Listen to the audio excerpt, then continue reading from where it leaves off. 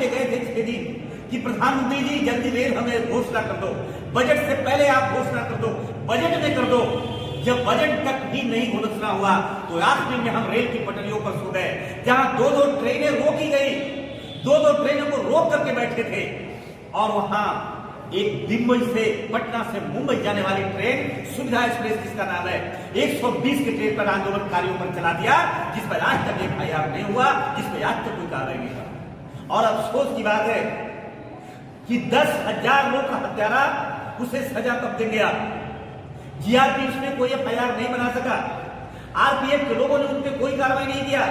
प्रधानमंत्री जी, आप कहते हैं कि हमने इस देश के लोगों को देखने के लिए और समझने के लिए और परखने के लिए और न्याय के लिए हम PMO कार्यालय बनाए हैं। आपका PMO कार्यालय कहां है जब इसका भी इंतजार कर रहे हैं? अगर 10,000 बेटियां अपनी बाप नहीं मिल पाता, उनका कट जाता ट्रेन में, उसका जिम्मेदार कौन होता?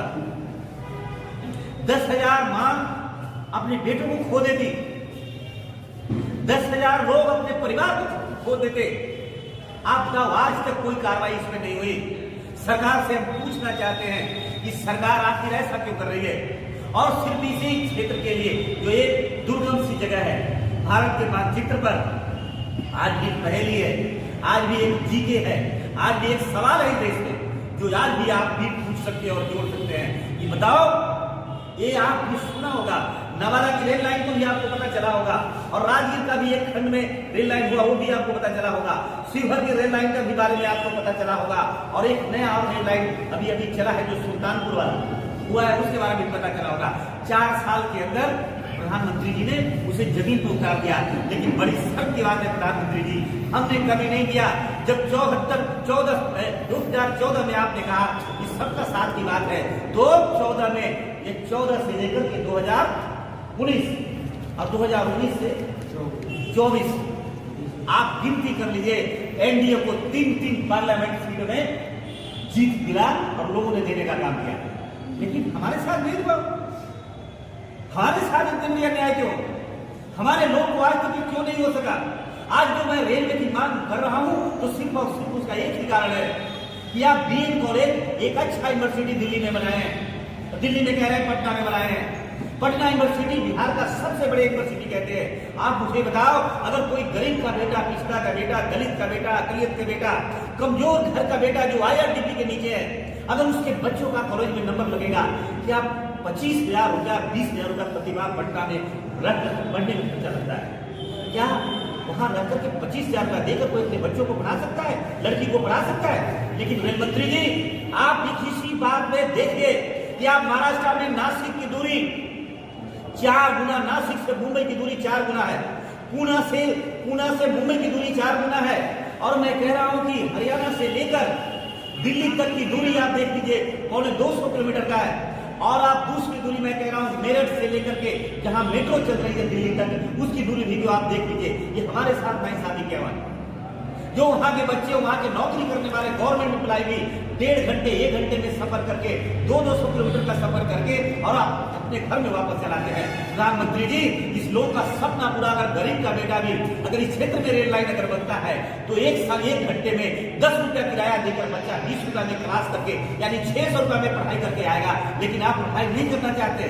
हमको लगता है आपकी सरकार पढ़ने देना नहीं चाहती, आपकी सरकार रोजगार की ओर बढ़ने देना नहीं चाहती, आपके गरीबों को पेट भरना नहीं चाहती। आपको यही हमें महसूस होता है ये सरकार गरीब विरोधी है, ये छात्र विरोधी है, शिक्षा विरोधी है। अगर इन्हें इस प्रकार की थोड़ी भी अगर लोगों की चिंता होती तो पूरे ट्रेन को लगाम लगता, वंदे मातरम को रोका जाता और साधारण रेल चलाया जाता। आपने शिवहर को किस परिस्थिति में रेल चलाया, आपने राजगीर का रेल किस परिस्थिति में चलाया? मैं विकास का विरोधी नहीं हूं। अगर शिवहर में भी अगर बना है, आज चल रहा है, सुल्तानगंज का भी अगर चल रहा है तो मुझे उसको कुछ नहीं है। रेवाड़ी का भी पहले बनकर चल गया, मुझे उस पर भी कोई आपत्ति नहीं है। लेकिन मुझे इस बात के लिए आपत्ति है या फिर हमारे यहाँ ये इतना क्यों नहीं आए, हमारे यहाँ आज तक आपने क्यों नहीं दिया? और आज भी मैं इसलिए प्रेस कॉन्फ्रेंस कर रहा हूँ कि आज 12 से 13 किलोमीटर का, समथिंग 13 किलोमीटर का टेंडर का एक सपना दिखाया गया है। 13 किलोमीटर का एक विज्ञापन आया है जो भूमि अधिग्रहण का काम शुरू होने जा रहा है। ये 13 किलोमीटर दिखाकर आप 13 साल की ओर नहीं ले जाना चाहते?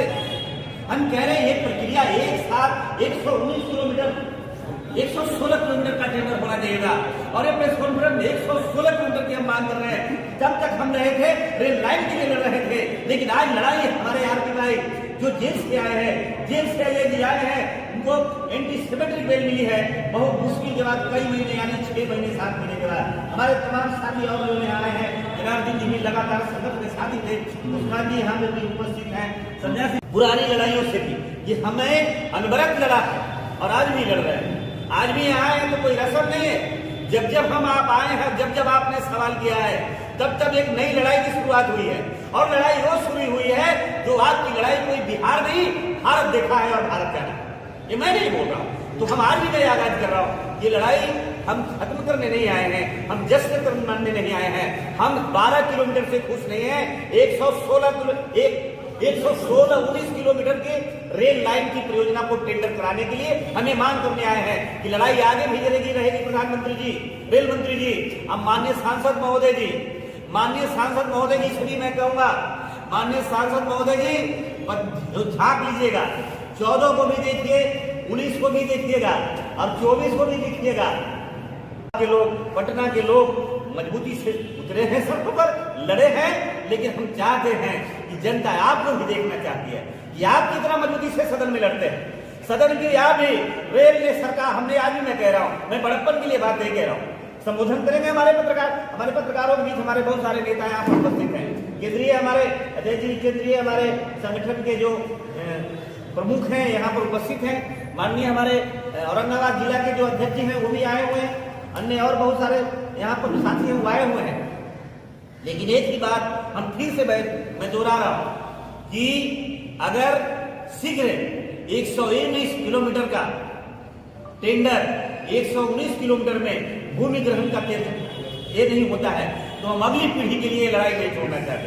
ये लड़ाई अनवरत जारी रहेगा और अगली लड़ाई फिर भी अगले बजट में संतोषजनक राशि अगर नहीं आता है तो उसके पहले आप कोई महीना अगर पत्रकार साहब खाली गया है तो आप लोग बताइएगा।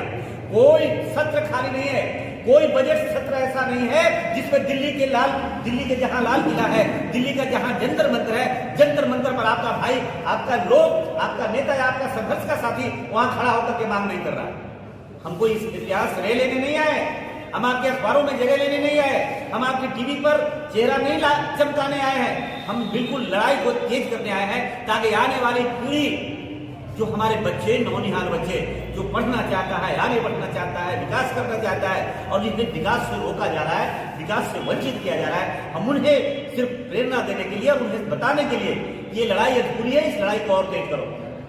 तरीका तो समझ में आ रहा है कि आप काम नहीं करना चाहते हैं, आप अपने हिसाब से मांग कर रहे हैं, लेकिन यहाँ के तो प्रतिनिधि लोग भी हैं, जैसे सांसद हैं, एमएलए हैं, एमपी है, सब लोग तो मांग कर ही रहे हैं ना। अगर ये मांग करते तो हम कह रहे हैं कि लड़ाई करते खत्म हो गई होगी और इसका कब तक फीता काट दे और माननीय सांसद को ये सौभाग्य प्राप्त होगा। ये कोई अजय जी को सौभाग्य प्राप्त नहीं होगा फीता काटने का, ये विधायक जी होंगे जो विधायक जी बयान भी दे रहे हैं। लेकिन हम कह रहे हैं कि जब हम लड़ाई लड़ रहे थे, जब सड़कों पर हम सत्याग्रह कर रहे थे, जब कलेक्टर का कार्यालय हम देख रहे थे और रेल की पटरियों पर जाबाजी से हम लड़ रहे थे, अगर ये मेरे और एम की फर्क की तरह आकर खड़ा हो जाता तो कब की लड़ाई हम कर लिए होते। लेकिन आपने अगर देखा होगा तो आप अगर फोटे हैं तो दिखा दीजिए पत्रकार साहब। आप सारे पत्रकार अरवल के वो है जिन्होंने लंबे समय में, अनिरुद्ध जी भी यहाँ पर उपस्थित है, जो 2-2 बजे रात में यहाँ की पुलिस गिरफ्तार की है और ये सरकार का काम करने का तरीका है। और दूसरी तरीका तो एक और भी मैं बता रहा हूँ, एक और भी एक तरीका है कि 10,000 लोग को कुचलने वालों पर FIR काम करने का तरीका हमें समझ में नहीं आया। वो कौन तरीका है आप भी उनसे पूछ लीजिएगा कि जो आदमी जो 10,000 प्रदर्शन करने वाले, संवैधानिक रूप से काम करने वाले, संविधान में विश्वास करने वाले, लोकतांत्रिक कार्य करने वाले और सत्य अहिंसा के मार्ग पर चलकर काम करने वाले लोग, जो मांग करने वालों पर जिसने रेल चलाया उस पर FIR करके नहीं होता है। और जो इस देश के 104 यानी लगभग 1 करोड़ 10 लाख लोगों की न्याय के लिए सड़क पर खड़ा होकर के महीनों अपने परिवार और बाल बच्चों को छोड़कर सत्याग्रह करता है, उस पर 353 का धारा लगाया जाता है। तो सरकार की काम करने का तरीका तो साफ साफ दिखाई दे रहा है। अब क्या